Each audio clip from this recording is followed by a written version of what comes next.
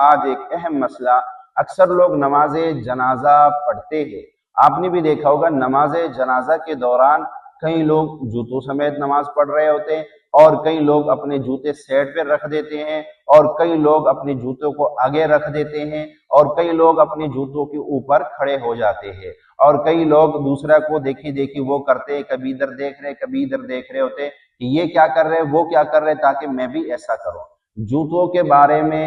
جو شرعی مسئلہ ہے آج اس کو سن لیجئے۔ دیکھیں، 3 چیزیں ذہن میں رکھیں۔ آپ جب، کیونکہ عام طور پہ نماز جنازہ جو ہے وہ مسجد میں نہیں ہوتا ہے، نماز جنازہ جو ہے وہ عام طور پر باہر کھلے میدان میں کھلی جگہ پہ ہوتا ہے، جہاں پہ لوگ اکثر جوتوں کے سمیت چلے جاتے ہیں۔ اگر مسجد میں ہو تو لوگ پہلے سے جوتا باہر اتار لیتے ہیں، لیکن باہر میدان میں ہوتا ہے تو جوتے لوگ لے کے جاتے ہیں۔ اب اس میں ایک مسئلہ ذہن میں رکھیں۔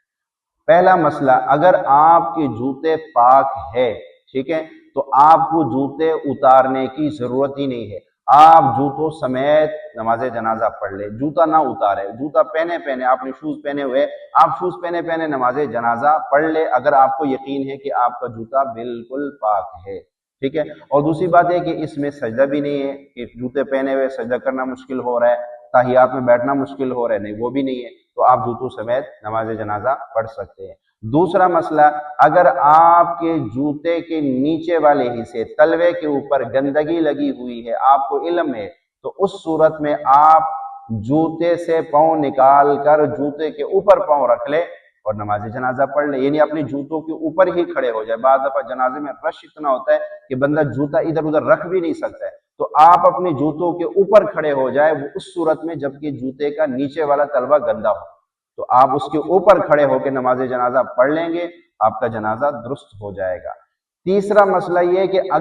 اگر نجاست اگر جوتے کے اوپری والے حصے پہ لگی ہوئی ہے تو اس صورت میں آپ جوتا اتاریں گے، جوتے کے اوپر کھڑا نہیں ہونا، جوتے کو تھوڑا سا آگے رکھ لے اور ویسے ہی زمین پہ کھڑے ہو کے نماز جنازہ ادا کر لیجیے۔ یہ تھا ایک اہم مسئلہ، پھر بھی سمجھنا ہے تو آپ پوچھ سکتے ہیں۔ ویڈیو کو لائک کر لیں، چینل پہ پہلی مرتبہ ہے چینل کو ضرور سبسکرائب کر لیجیے۔